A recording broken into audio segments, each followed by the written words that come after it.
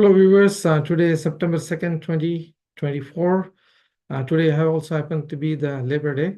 I was out of town for the past few days. That's why I could not post any episodes for the last 4 days or so. Let's go ahead and talk about the events, the campaign events for the past 3-4 days. First, let me go to the Republican side.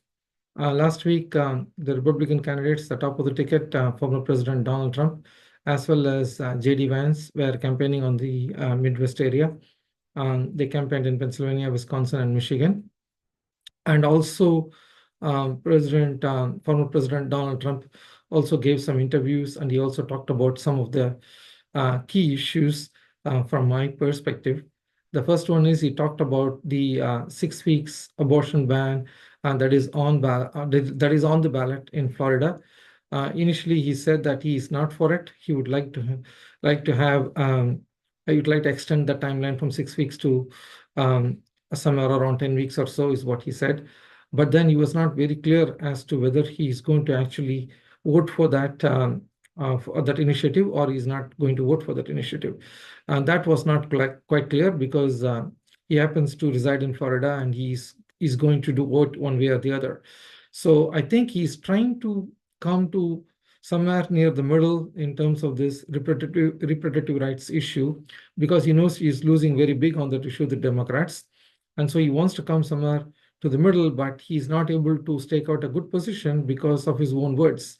By that, what I mean is, all along he has been saying that for 50 years or so, people were trying to overturn Roe v. Wade, and nobody was able to do it. And he was the only person who was able to do it by appointing those justices in the Supreme Court. And so he was able to overturn Roe v. Wade, and he wanted to take full credit for it. Now he wants to somehow come to the middle on this issue, because he has seen that people have moved, and they have moved to the center or center left, and they are voting on this issue. And so he's worried about losing some of the independence, and that's why he's trying to stake out a position towards the center, but he's finding it difficult to frame a narrative around that. And then he also talked about, on this same topic, he also talked about how he is going to, if he becomes the president, he is going to ask the insurance companies or the federal government to pay for the IVF treatments. In other words, what he's saying is, anyone who needs an IVF treatment, and they will get paid either by the federal government or you will force the insurance companies to pay for it. And this has not gone down well with even some of the Republicans, because Republicans always felt like the government should not get involved in providing funding for these kind of initiatives, especially on the reproductive rights issue. So I don't know. Again, here he's trying to come towards the center, but even his own supporters like Lindsey Graham are not supporting this initiative. So that's another one. And then the third thing I want to talk about, what he has been talking about in front of the media, is around this tragic episode of the hostages that have been executed by Hamas, and those bodies are found by the Israeli soldiers. And when someone asked about these things, Donald Trump said that if we are president, and the October 3 incident last year, when Hamas actually killed those innocent civilians in Israel, would not have happened. I don't know what he meant and how he is saying that, but that's again one of the talking points that he would like to propagate in this campaign news cycle. So those are the things that he talked about. We also talked about how the crooked Joe Biden and the comrade Kamala Harris are very poor leaders, when he was talking about the Israel-Palestinian issue. And so I do not know exactly what he meant by poor leaders, whether he meant that they are financially poor, or they are from a competency perspective that they are poor. So he needs to clarify on that.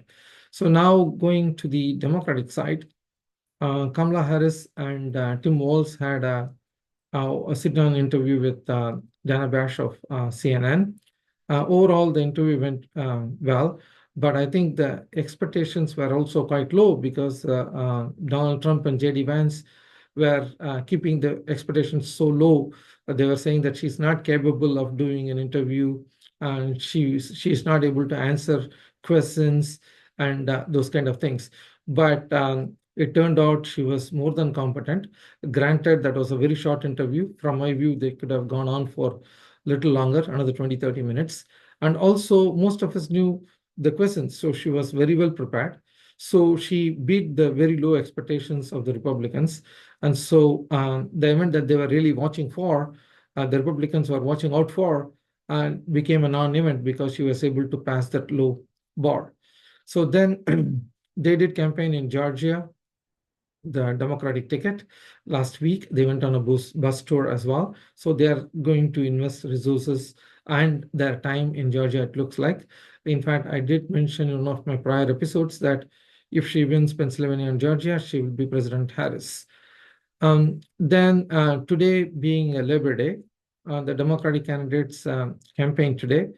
Tim Walz was campaigning in Milwaukee, Wisconsin, and Kamala Harris did an event in Michigan. And then in the evening, she had a joint event with President Biden. So this was the first time that they both are campaigning together after Biden withdrew from the from the race. So here again, they wanted to project an image of being a pro-labor, pro-union worker kind of a party. And Joe Biden always had a good relationship with the union leaders as well as the union workers. And so this is a very good event. It went on very well for the Democratic ticket. But here, I am very surprised that the Republican ticket did not campaign on Labor Day. I'm very surprised because in 2016, Donald Trump won the state of Pennsylvania and Michigan by very few points. But when you look at the union household voters or the union worker voters, Hillary Clinton won by only around 8 points or so, if I remember right. But Democrats traditionally used to win that particular segment of votes by almost 20-25 points.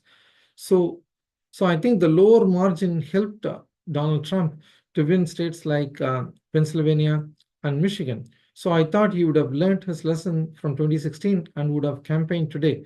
And they could have very easily arranged for a campaign event even in Pennsylvania or in Michigan.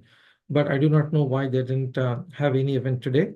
But nevertheless, I think if they make some dent on the union worker voters in November, I think that will affect Kamala Harris. So now let me come to the state of the race as of now. Today is the Labor Day, and traditionally the real campaign starts the day after the Labor Day. And that is partly true in terms of advertisements these days, but early voting in most of the states are starting. In some of the states, it's starting as early as September 20th. I think Minnesota and Virginia, you can go and vote early in person from September 20th onwards. So that means the electoral process is beginning by the third week of September. So that being the case, the current state of the election is Kamala Harris still has some momentum, as former President Donald Trump is not able to blunt that momentum yet. But still, she doesn't have a very significant lead, either nationally or on the battleground states. In the national polling, if you look at the average, she's probably ahead by 2 or 3 points. And in the battleground states, at best, she is ahead in 1 or 2 states by 1 or 2 points, and she is tied in most of them.